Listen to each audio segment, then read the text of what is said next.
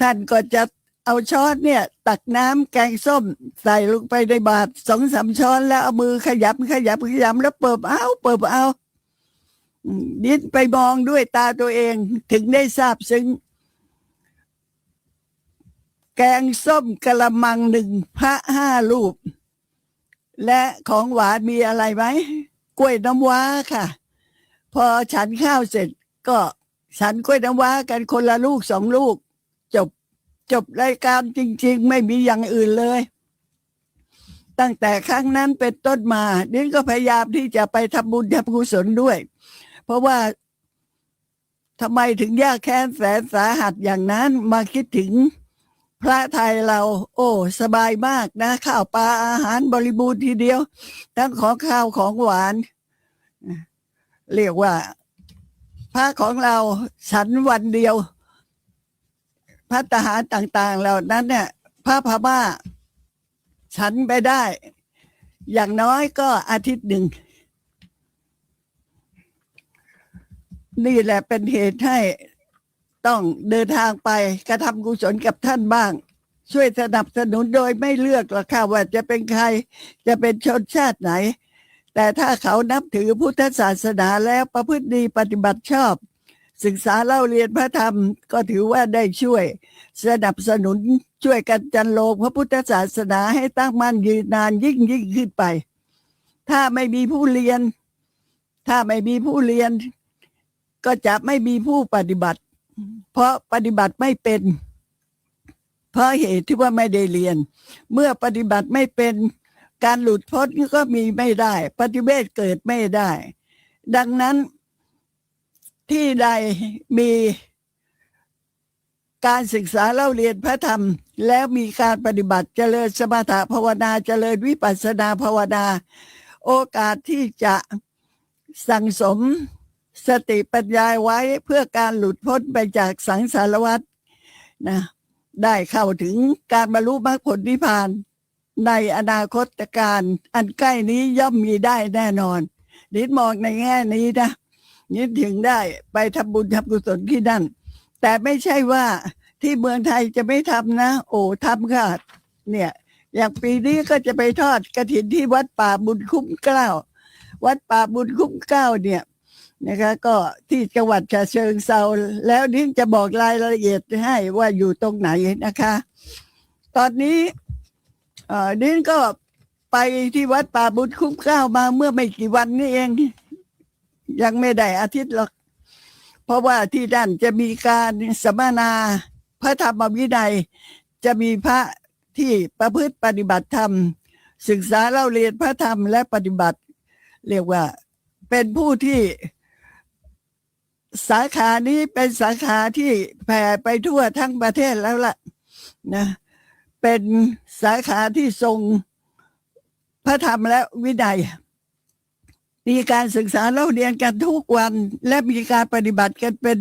ปกติเลย ก็ที่วัดป่าบุญคุ้มเกล้านี่แหละก็จะไปทอดกฐินนะคะเพราะว่าอยู่ที่จังหวัดฉะเชิงเทราค่ะผู้ปฏิบัติก็จะรู้จักกันตรงนี้รายละเอียดก็คงจะบอกในโอกาสต่อไปนะคะที่เชิญชวนเนี่ยก็เชิญชวนว่าไปพม่าด้วยกันไหมนะคะไป5 วันกับ4 คืนจะไปกระทำกุศลที่ย่างกุ้งเมืองแปรและก็เมืองหงสาวดี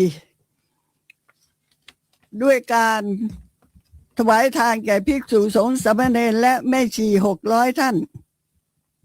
นอกจากนั้นก็จะไปห่มผ้าพระมหาเจดีย์อีก4 แห่งก็คือที่พระมหาเจดีย์บอบจีซึ่งเป็นพระมหาเจดีย์ที่เก่าแก่ที่สุดในประเทศพม่านะประดิษฐานพระบรมสารีริกธาตุของพระผู้มีพระภาคเจ้าไว้ในอาณาจักรศรีสะเกษเมืองแปรค่ะเราก็จะห่มผ้าเนื้อดีสีทองถวายเครื่องสักการะบูชาพระมหาเจดีย์บอบจีนะคะใครได้ไปกระทำประทักษิณนะทูลผ้า เนื้อดีสีทองอยู่บนศีรษะแล้วเดินประทักษิณรอบองค์พระมหาเจดีย์3 รอบแล้วจะรู้สึกว่าประทับใจมากค่ะจะรู้สึกว่าประทับใจมากเพราะโอกาสที่จะทำอย่างนี้ก็เดี๋ยวนี้ก็ไม่มีสำหรับตัวนี้นะจะมีครั้งนี้อีกครั้งหนึ่งวัดที่2ที่จะไปห่มผ้าพระมหาเจดีย์ก็เป็นพระมหาเจดีย์อ่องเมียนพาหุอ่องเมียนพาหุที่อยู่เมืองแปรนะก็เราก็จะไปห่มผ้าเนื้อดีสีทองถวายเครื่องสักการะบูชาพระพุทธเจ้าซึ่งพระมหาเจดีย์นั้นเนี่ยประดิษฐานพระบรมสารีริกธาตุส่วนแขนของพระผู้มีพระภาคเจ้าพระมหาเจดีย์องค์นี้สร้างไว้มีอายุเก่าแก่กว่า 2,000 ปีวัดที่3ก็จะเป็นพระมหาเจดีย์พญาจีพระมหาเจดีย์พญาจีนี่ก็เป็นพระมหาเจดีย์ยุคแรกของประเทศพม่าเหมือนกันร่วมสมัยกับพระมหาเจดีย์บอจีนนั่นแหละก็ 2,000 กว่าปีนะคะเราก็จะไปถวายผ้าเนื้อดีสีทองถวายเครื่องสักการะบูชาพระมหาเจดีย์ผู้ชายที่ไปด้วยก็จะได้ขึ้นไปห่มผ้าองค์พระมหาเจดีย์อยากจะบอกว่าผู้ชายที่จะมีโอกาสได้ขึ้นไปห่มผ้าองค์พระมหาเจดีย์ในสถานที่ต่างๆนั้นน่ะมีน้อยเหลือเกินมีบุญน้อยเหลือเกินนะคะคนที่ได้ขึ้นไปห่มผ้าเนี่ยแหละผู้ชายที่ได้ขึ้นไปห่มผ้าองค์พระมหาเจดีย์นั่นแหละเป็นคนมีบุญมากค่ะเป็นผู้ที่มีบุญมากนะแต่ว่าทำไมถึงมีน้อยเหลือเกินน่าเสียดายผู้หญิงนั่งขึ้นไปห่มไม่ได้ถ้าผู้หญิงนั่งขึ้นไปห่มได้แล้วก็จับกันคนละศอกเดียว2 ศอกเท่านั้นละเต็มองค์พระมหาเจดีย์ไปหมดเลยนะที่จริงแล้วผู้หญิงก็มีศรัทธาเลื่อมใสมากนะแต่เสียดายตรงที่ไม่สามารถที่จะขึ้นไปห่มผ้าองค์พระมหาเจดีย์ได้ด้วยเพศ เพศหญิงเป็นเพศที่ไม่สมควรที่จะขึ้นไปตรงนั้นแหละค่ะ พระมหาเจดีย์องค์ที่3ที่4สินะองค์ที่4ก็คือพระมหาเจดีย์เมืองหงสาวดีค่ะพระมหาเจดีย์องค์นี้สร้างมาประมาณ500 กว่า600 ปีนะสร้างมาประมาณ500 กว่า600 ปีในสมัยของพระเจ้าบุเรงนองพระเจ้าบุเรงนองที่เมืองหงสาวดีพระราชาพระองค์นี้รับสั่งให้สร้างพระมหาเจดีย์เพื่อประดิษฐานพระทันตธาตุหุ้มทองคำและอัญมณีล้ำค่าซึ่งกษัตริย์ที่ประเทศศรีลังกานั้นในสมัยนั้นเนี่ยได้อัญเชิญพระทันตธาตุของพระผู้มีพระภาคเจ้ามาถวายพระเจ้าบุเรงนองพระราชาพระองค์นี้ก็รับสั่งให้สร้างพระมหาเจดีย์ขึ้นสวยงามมากเลยและก็จะได้ไปกระทำการสักการะบูชากระทำการประทักษิณพระมหาเจดีย์เมืองหงสาวดีในครั้งนี้ด้วยนะคะนอกจากนั้นก็จะมีการไปพระมหาเจดีย์ชเวดากองซึ่งแน่นอนนะไม่ว่าใครไปพม่าไปเพื่อทำกุศลหรือจะไปเพื่อการท่องเที่ยวส่วนใหญ่ก็จะต้องไปที่พระมหาเจดีย์ชเวดากองสวยงามค่ะสวยงามและสร้างไว้ใหญ่โตนะคะสวยงามมากๆเป็นพระมหาเจดีย์คู่บ้านคู่เมืองที่ประเทศพม่ารายการต่างๆที่เรียนให้ทราบเนี้ยเป็นรายการที่เมื่อเดินทางไปประเทศพม่าครั้งนี้ก็จะได้ไปกระทำมหากุศลทุกรายการนะคะถ้าท่านจะไปด้วยอย่าคิดว่า มันเหลือเวลาอีกนานหลายเดือนที่จริงแล้วนะเราจะเดินทางวันพฤหัสบดีที่5ถึงวันจันทร์ที่9พฤศจิกายนนี่เดือนอะไรนี่มิถุนายนมิกุมภามีนาเมษาพฤษภามิถุนากรกฎาสิงหากันยาตุลาเหลือเวลาเต็ม4 เดือนแต่อย่าคิดว่าเหลือเวลาเต็ม4 เดือนเอาไว้เราค่อยจองนะยังไม่ต้องจับจองไปหรอกยังไม่ต้องไปบอกกับบริษัทอิลวดีหรอกรอให้ใกล้ๆก่อนถ้าคิดอย่างนั้นก็คงจะไม่ได้ไปด้วยกันเพราะว่านิดจัดไปเพียง2 คันรถเท่านั้นค่ะนิดจัดไปน้อยค่ะเพียง2 คันรถเท่านั้นนะคะก็คงจะต้องบอกเตือนกันว่าถ้าจะไปด้วยกันก็คงจะต้องลองโทรไปถามได้แล้วนะลองโทรไปถามได้แล้วว่า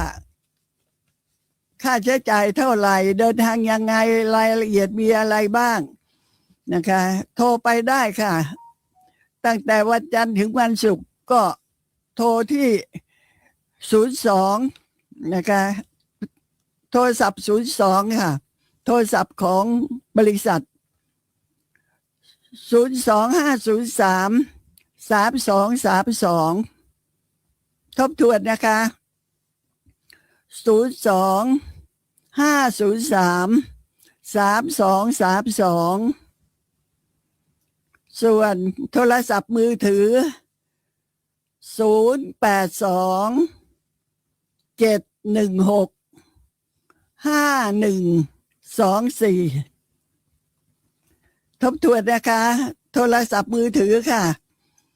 0827165124อีกเบอร์หนึ่งค่ะโทรศัพท์มือถืออีกเบอร์หนึ่ง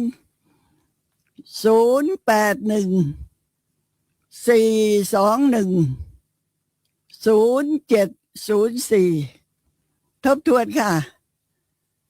โทรศัพท์มือถือ0814210704ค่ะก็หวังว่าคงจะได้ไปกระทำมหากุศลด้วยกันนะคะตัวดิฉันเองถ้าจะบอกว่ารีบร้อนไหมในการกระทำกุศลแต่ละอย่างรีบร้อนค่ะเพราะอายุขนาดนี้แล้วจะทำใจเย็นเอาไว้ก่อนเถอะยังไม่ทำบุญทำกุศลหรอกเอาไว้ก่อนมีเวลาอีกเยอะแยะไปไม่ใช่แล้วเพราะว่านี้จะเหลือเวลาอยู่ในโลกนี้ก็อีกไม่นานนะสุขภาพร่างกายก็ไม่ได้แข็งแรงอะไรมากนักถ้าเป็นไปได้เดินได้ก็ควรจะรีบเร่งกระทำกุศลจะจากโลกนี้ไปเมื่อไหร่ก็ยังไม่รู้และถ้าจะพูดอีกประเภทหนึ่งพูดอีกมุมหนึ่งก็จะบอกว่าการที่จะตายจากโลกนี้ไปมันไม่แน่อายุเท่าไหร่ก็ไม่รู้นะคะที่จะตายจากไปเพราะตายได้ตั้งแต่อายุยังน้อยหรือว่าวัยหนุ่มสาววัยกลางคนถึงวัยชราบอกไม่ได้เราไม่มีนิมิตปรากฏเหมือนอย่างเทวดานะเทวดาเขาจะตายจากเทวโลกเนี่ยเขายังมีนิมิตปรากฏว่าจะตายแล้วนะตอนนี้เหงื่อออกจากรักแร้แล้วตอนนี้เสื้อผ้าเครื่องนุ่งห่มเครื่องทรงนั่นนะเก่าค่ำค่าแล้วตอนนี้ดอกไม้เหี่ยวแล้วจิตใจหาความสุขหาความสงบไม่ได้แล้วอย่างนี้เป็นต้นมนุษย์เรานี่ไม่รู้ค่ะจะตายที่ไหนจะตายเมื่อไหร่จะตายในบ้านหรือนอกบ้านรู้อะไรไม่ได้เลยนะเพราะว่ามันไม่มีนิมิตปรากฏดังนั้นต้องรีบเร่งกระทำความดีค่ะต้องรีบเร่งกระทำความดีส่วนการบรรยายธรรมะเนี่ยตอนนี้ยังเป็นเรื่องของพระโพธิสัตว์อยู่นะเรื่องของพระโพธิสัตว์ ก็โชคดีค่ะเป็นบุญหูเหลือเกินเป็นสวนานุตริยะเป็นการฟังธรรมที่ยอดเยี่ยมเพราะว่าฟังถึงเรื่องของพระโพธิสัตว์คือพระพุทธเจ้าของเราในกาลสมัยที่มีปฏิสนธิอยู่ในพระครรภ์ของพระราชมารดาเราก็ฟังมาจนถึงว่าในขณะที่ปฏิสนธิอยู่ในพระครรภ์ของพระราชมารดานั้นน่ะในการนั้นท้ามหาราชทั้งสี่ก็เข้าไปยืนในห้องแสดงตนเพื่อแสดงความอารักขาพระราชมารดาและพระโพธิสัตว์ที่อยู่ในพระครรภ์ของพระราชมารดาตั้งแต่ตอนเกิดเลยทีเดียวและท้ามหาราชทั้งสี่นั้นเนี่ยไม่ใช่ว่ามี4 องค์แต่มีถึง40,000 องค์ด้วยเหตุว่าจักรวาลหนึ่งนี่มีท้ามหาราชถึง40,000 องค์ค่ะมีอยู่4 องค์ที่ในชมพูทวีปจักรวาลนี้นะคะ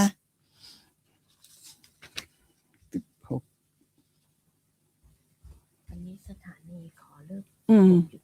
16.55ตกลงค่ะ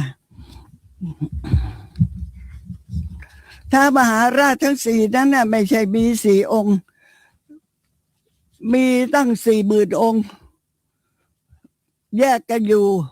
จักรวาลละ4 องค์ส่วนในจักรวาลเนี้ยเป็นมงคลจักรวาลนะท้ามหาราช4 องค์เนี่ยจะทรงถือพระขันเสด็จเข้ามาสู่ห้องบรรทมของพระนาง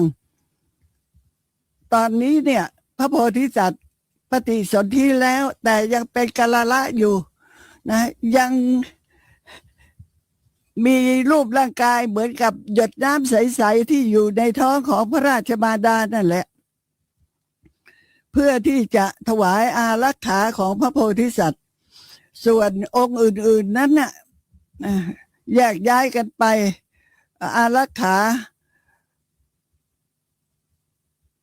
พระโพธิสัตว์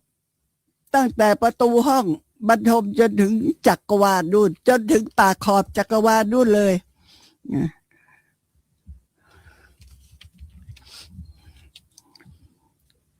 ถามว่าพระท้ามหาราชทั้ง4เมื่อเข้าไปยืนอยู่ภายในห้องบรรทมของพระนางแล้วเนี่ยปรากฏร่างกายของพระองค์ให้แก่พระนางสิริมหามายาได้แลเห็นหรือไม่ตอนนั้นพระโพธิสัตว์เพิ่งจะมีปฏิสนธิอยู่ในท้องของพระราชมารดายังเป็นกัลละอยู่เลยนะคะก็ตอบได้ว่าท้ามหาราชทั้ง4นั้นน่ะเมื่อไปทำการอารักขาอยู่ในห้องของพระนางสิริมหามายาจะไม่แสดงตนให้ปรากฏก็แต่เฉพาะเวลาที่พระนางสิริมหามายานั้นทรงกระทำกิจส่วนพระองค์เช่นเข้าห้องน้ำอาบน้ำหรือว่าประดับตกแต่งร่างกาย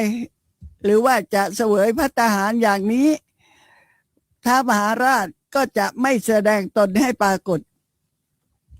แต่จะแสดงตนให้พระนางได้แลเห็นก็ตอนที่พระนางเสด็จเข้าห้องบรรทมแล้วขึ้นไปประทับนอนอยู่ที่พระแท่นบรรทมแล้วที่จริงแล้วถ้าจะถามว่าโอ้ร่างของมนุษย์ร่างของเทวดานะสูงใหญ่โตมากทีเดียวนะเป็นยอดเลย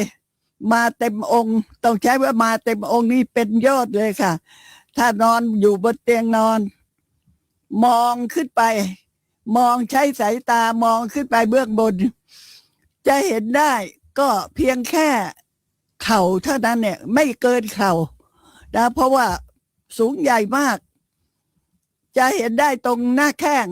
ตรงพระบาทไม่สามารถที่จะเห็นขึ้นไปสูงใหญ่ได้ขนาดนั้นสายตาไปไม่ถึงนะคะสายตามองไปไม่ถึงแต่ถึงแม้ว่ายักษ์ถึงแม้ว่ายักษ์เทวดายักษ์เนี่ย อย่างเท้า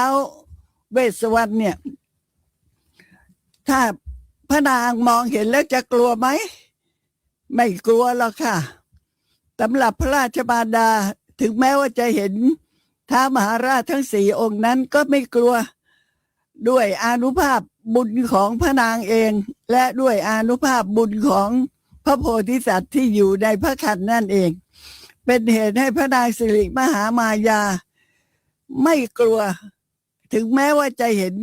ทั้ง4 องค์ก็ไม่มีจิตหวั่นไหวมองดูเหมือนกับเห็นเจ้าหน้าที่ที่มาเฝ้าพระราชฐานทั่วไปเท่านั้นเองไม่กลัวเลยนะคะถามว่าในขณะที่พระโพธิสัตว์อยู่ในท้องของพระราชมารดานั้นนะเมื่อเจริญเติบโตขึ้นมาแล้วเนี่ยนะบอกว่าประทับอยู่ในพระอุทธรพ้นเวลาที่ไปกาลละไปแล้วพระนางจะทรงเห็นพระโพธิสัตว์ได้ไหมได้นะแม่สามารถมองเห็นลูกได้เพราะว่าแม่ผู้ที่มีบุญใหญ่ขนาดนี้พระโพธิสัตว์ผู้ที่ปรากฏพระกายอยู่ในท้องพระราชมารดานั้นก็หันหน้าเอียงมาทางหน้าท้องและหน้าท้องของพระนางสิริมหามายานั้นบางใสนะบางแล้วก็ใสเหมือนกับส่องกระจกเข้าไปเห็นได้เลยเห็นได้ไงล่ะเห็นพระโพธิสัตว์ประทับนั่งอยู่ได้ไงเห็นพระโพธิสัตว์ประทับนั่งอยู่นะเหมือนกับนั่งเทศนั่นแหละเหมือนกับพระนั่งเทศอ่ะที่บนธรรมาสน์อ่ะเหมือนกับพระนั่งเทศบนธรรมาสน์นะพระราชมารดานั้นสามารถที่จะเห็นพระโพธิสัตว์ได้ถามว่าแล้วพระโพธิสัตว์ล่ะเมื่อเจริญเติบโตอยู่ในครรภ์ของพระราชมารดาแล้วแต่ยังไม่คลอดสามารถที่จะเห็นพระราชมารดาได้ไหมก็ตอบว่าไม่สามารถที่จะเห็นได้นะพระโพธิสัตว์ไม่สามารถที่จะเห็นพระราชมารดาได้เพราะอะไรเพราะว่าในครั้งนั้นเนี่ยจักขุวิญญาณยังไม่เกิดค่ะจักขุวิญญาณยังไม่เกิดนะไม่เกิดภายในพระครรภ์จักขุวิญญาณไม่เกิดภายในพระครรภ์หมายความว่ายังไม่ครบหรอกที่จะลืมตาขึ้นมาไม่มีเด็กคนไหนลืมตาอยู่ในท้องแม่ยังมีแต่หลับตาค่ะนะเพราะนั้นลูกจึงไม่สามารถที่จะเห็นแม่ได้แต่แม่น่ะสามารถที่จะเห็นลูกได้โดยเฉพาะพระราชบารดาคือพระนางสิริมหามายากับพระราชโอรสเท่านั้นนะคะหญิงอื่นใดในจักรวาลนี้ไม่สามารถที่จะเห็นลูกของตน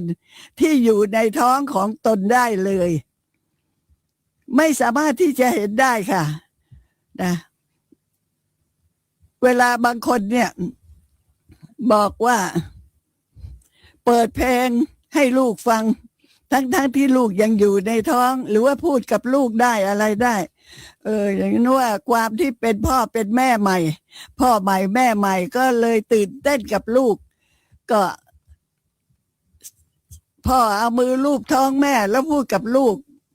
แม่เอามือลูบท้องตนเองแล้วก็พูดกับลูกอะไรต่างๆเหล่านี้แล้วบอกว่าลูกมีอาการตอบสนองเนี่ยก็คงจะพูดไปด้วยความรักลูกอะนะแท้ที่จริงแล้วแม้กระทั่งพระโพธิสัตว์ก็ยังไม่สามารถที่จะเห็นพระมารดาของตนเองได้เลยเพราะจักขุวิญญาณเนี่ยไม่เกิดภายในท้องค่ะนะยังไม่ได้ลืมตาถึงแม้ว่าประสาทตามีประสาทหูมีประสาทจมูกมีประสาทกายมีนะใจมีแต่ก็ยังไม่ครบบริบูรณ์ไม่ใช่หรือยังไม่ครบบริบูรณ์ต้องเป็นไปตามเวลานะและในเวลาที่พระนางมีพระครรภ์แก่8 เดือน9 เดือนเนี่ยธรรมดาผู้หญิงทั่วไปมือบวมเท้าบวม แต่พระนางสิริมหามายาเป็นปกติเลยมือไม่บวมเท้าไม่บวม ท้องใสมากเหมือนกับเป็นกระจกเลยละที่จะส่องเข้าไปให้เห็นพระราชโอรสประทับนั่งอยู่นะธรรมดาเด็กอยู่ในท้องแม่เนี่ยพวกเราเนี่ยเวลาอยู่ในท้องแม่ เราก็จะนั่งทับบน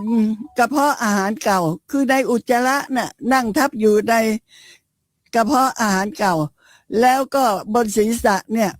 ก็จะมีอาหารใหม่เทินอยู่บนศีรษะหันห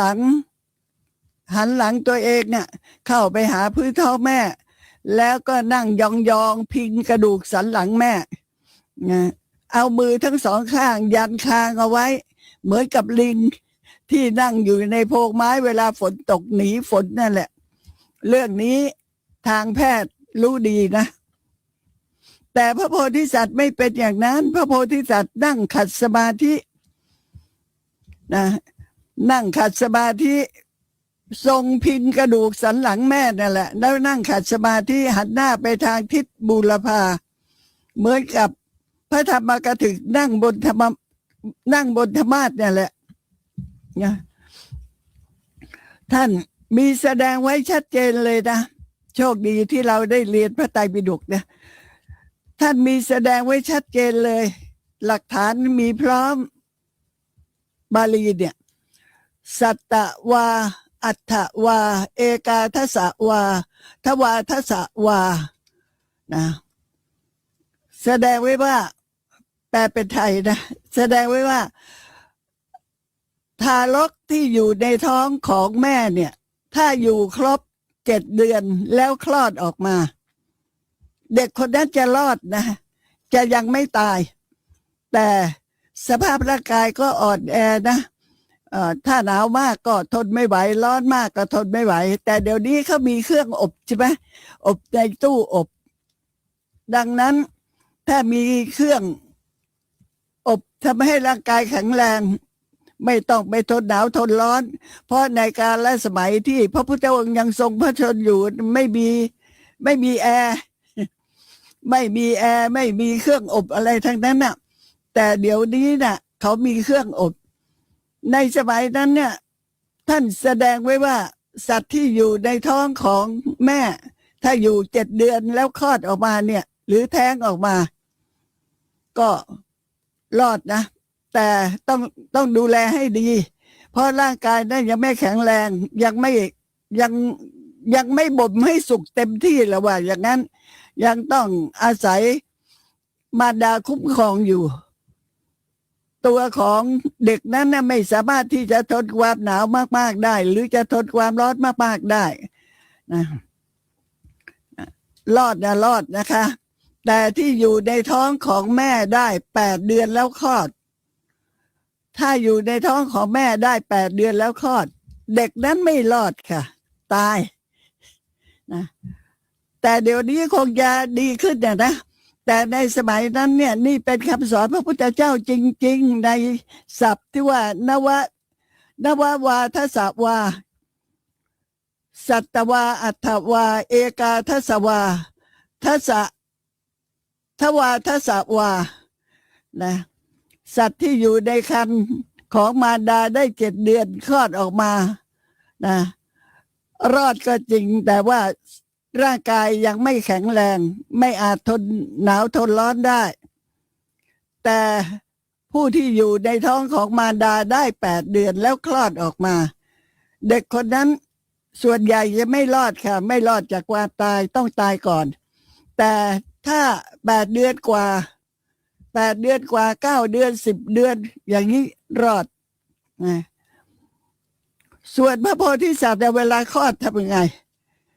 เด็กธรรมดาทั่วไปเวลาคลอดเนี่ยเขาก็เอาหัวออกมาใช่ไหมถ้าเอาขาออกมาแขนขานี่แขนมันก็จะเป็นขัดอยู่กับอะไรต่ออะไรได้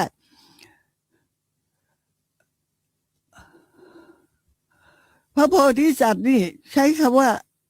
ทิตาวะแปลว่าประทับยืนทีเดียวแหละแล้วคลอด พระโพธิสัตว์นั่นยืนแล้ว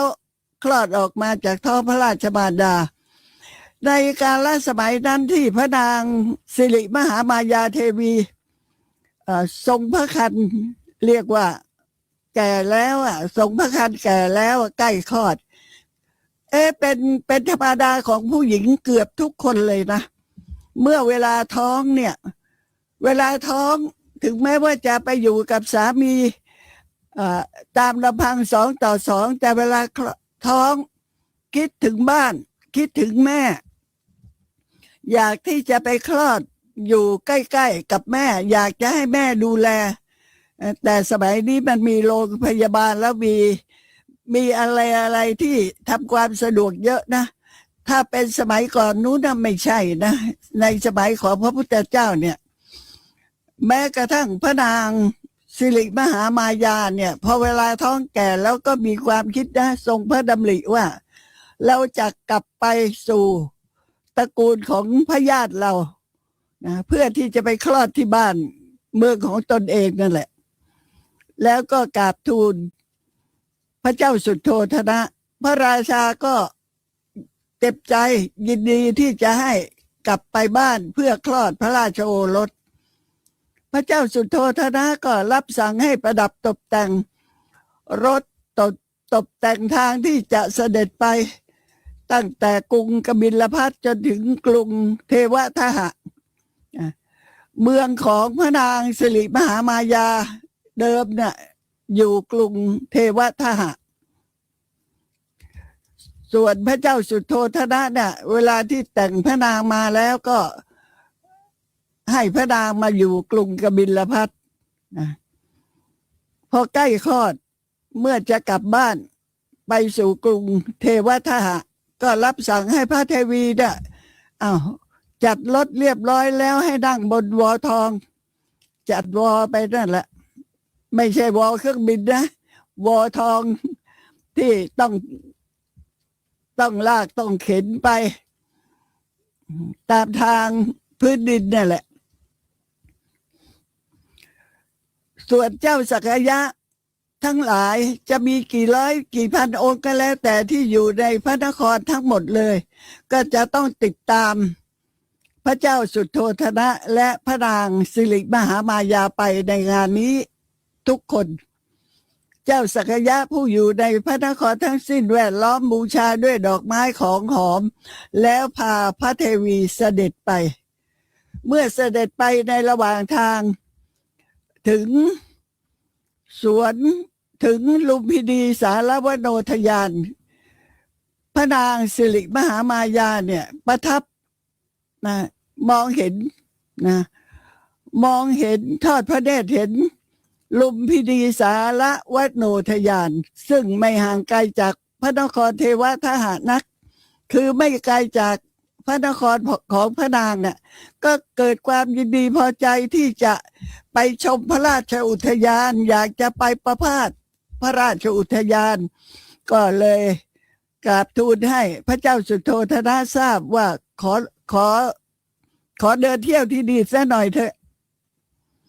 พระราชาก็รับสั่งให้ประดับตกแต่งพระราชอุทยานให้สวยทีเดียวแล้วก็ให้จัดการอารักขาไว้ด้วยเพื่อความไม่ประมาทนะพอพระเทวีเสด็จเข้าไปสู่พระอุทยานเท่านั้นแหละนะก็ท้องแก่แล้วพอลงจากลงจากรถเสด็จเข้าไปในสวนพระราชอุทยานก็พอเดินไปก็อ่อนกำลังลงเลยรู้สึกว่าเดินไม่ไหวแล้วเดินไปนิดเดียวเดินไม่ไหวก็กราบทูลพระราชาให้ทราบพระราชาก็รับสั่งให้เจ้าหน้าที่ปูลาดที่บรรทมอันมีสิริที่โคนต้นรังอันเป็นต้นไม้มงคลที่อยู่ในนั้นน่ะแล้วก็ให้กั้นม่านถวายพระนางอัญเชิญพระนางเสด็จเข้าไปภายในม่านที่กั้นไว้ในพระราชอุทยานนั้นเมื่อพระนางเสด็จเข้าไปถึงพระราชอุทยานก็รู้ตัวว่าจะคลอดแล้วล่ะทำยังไงนั่งไม่ได้ต้องยืนสิก็เลยประทับยืนเหนี่ยวกิ่งไม้สาระ ต้นไม้สาระมีอยู่ในนั้นมากมายนะแต่ที่อยู่ในบริเวณที่พระนางมิดชิดตรงนั้นน่ะพระนางก็ประทับยืนเหนี่ยวกิ่งไม้สาระเอาไว้เพื่อประคองตนไว้พระนางได้ประสูติพระราชโอรสในทันใดนั่นเองนะบาลีว่าเทวาปฐมังปฏิคันหันติแปลว่า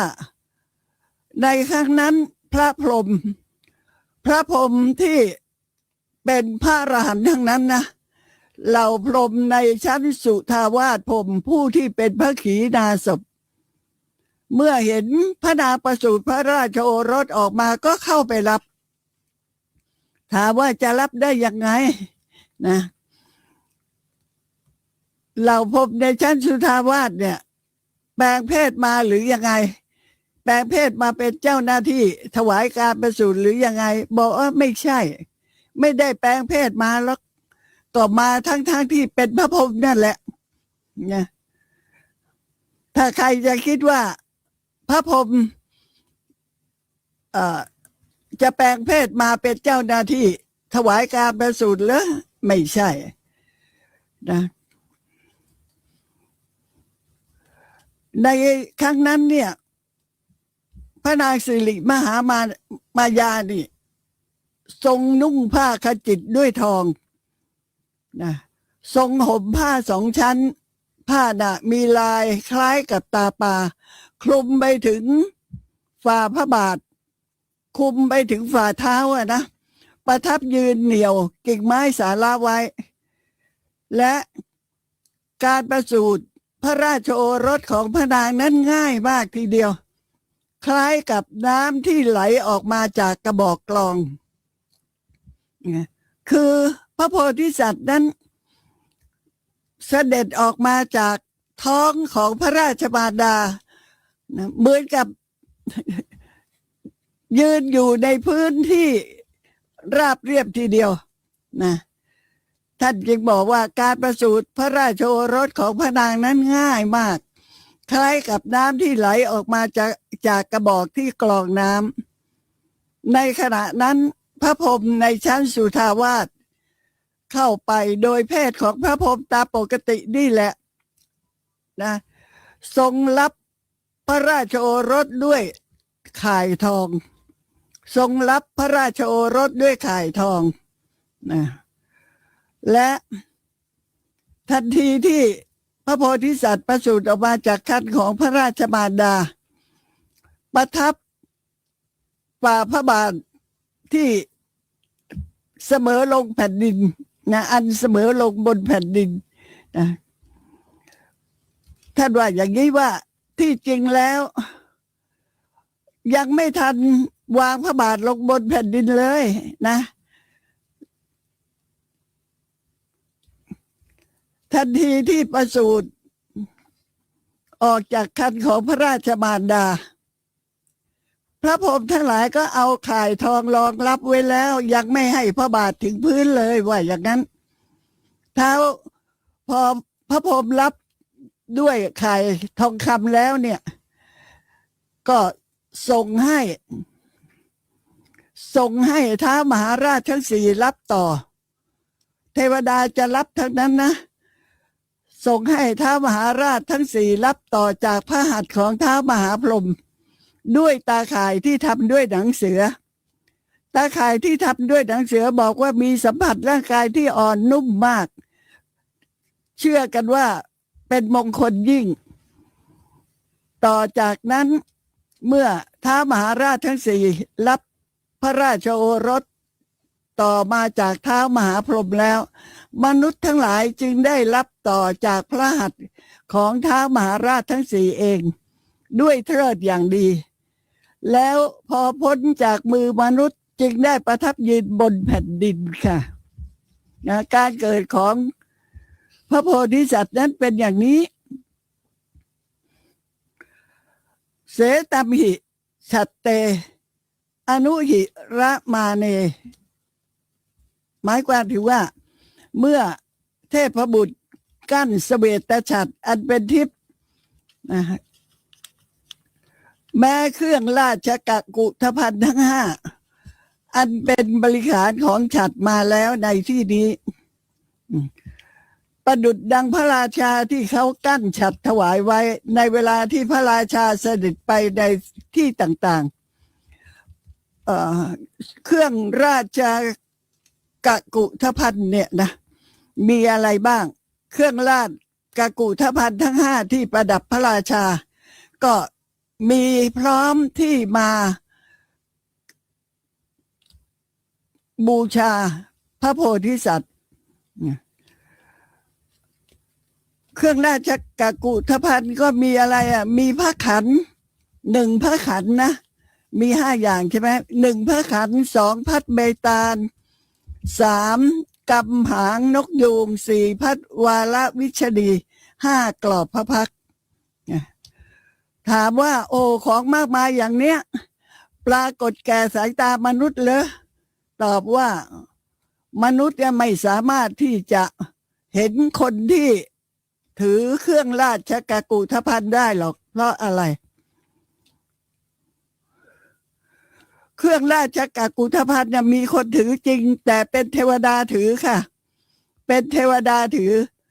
เพราะฉะนั้นเทวดาทั้งหลายก็ไม่ปรากฏตนปรากฏแต่เครื่องกุฏภัณฑ์ทั้งหลายเหล่านั้นนะเทวดาทั้งหลายถือฉัตรมีมงคลมีมณฑลตั้งพันมีซี่ไม่น้อยอยู่กลางอากาศมีจามรด้ามทองเคลื่อนผ่านไปแต่ผู้ที่จะถือจามรและฉัตรนั้นไม่ปรากฏเพราะว่าไม่ได้ใช้คนถือเหล่าเทพเทวดาเข้ามาเป็นบริวารของพระโพธิสัตว์ถือเครื่องบูชานี้ในการเวลาที่พระโพธิสัตว์นะออกจากพระคันของพระราชมารดาพอออกจากพระคันของพระราชมารดาแล้วเนี่ยลองทบทวนดูว่าพระมหาสัตว์เมื่อพ้นจากมือของมนุษย์แล้วก็พระพรหมรับก่อนใช่ไหมพระพรหมรับก็ต่อมาก็ให้ท้าวมหาราชทั้งสี่รับท้าวมหาราชทั้งสี่รับแล้วก็ส่งต่อให้มนุษย์รับนะพระมหาสัตว์เมื่ออยู่ในมือของมนุษย์และพ้นจากมือของมนุษย์ทั้งหลายแล้วก็ก้าวพระบาทลงประทับที่แผ่นดินประทับนิ่งอยู่ที่แผ่นดินทรงดูแลทิศบูรพาทรงแลดูไม่ใช่ดูแลทรงดูแลหันหน้าไปทางทิศบูรพาจักรวาลหลายพันได้ปรากฏเป็นเนินแผ่นเดียวกันเทวดาและมนุษย์ทั้งหลายในจักรวาลเหล่านั้นน่ะเหล่าเทพเทวดาเห็นพระองค์หมดก็พากันบูชาด้วยเครื่องสักการะบูชามีดอกไม้ของหอมแล้วก็พูดกันว่าข้าแต่มหาบุรุษในโลกนี้ไม่มีผู้ที่จะเสมอเหมือนกับพระองค์ได้ที่ไหนจะมีผู้ที่เหนือกว่าพระองค์ขึ้นไปได้เล่านะส่วนพระโพธิสัตว์เมื่อเสด็จลงประทับที่พื้นดินแล้วเนี่ยมองดูทิศทั้ง10มองดูทิศทั้ง10เพื่อที่จะตรวจดูทิศทั้ง10ว่าจะมีใครที่ดีกว่าแต่ไม่มีนะคะตรงนี้ก็คงจะต้องพูดกันต่อไปในโอกาสหน้าเพราะว่าเวลาหมดแล้วค่ะ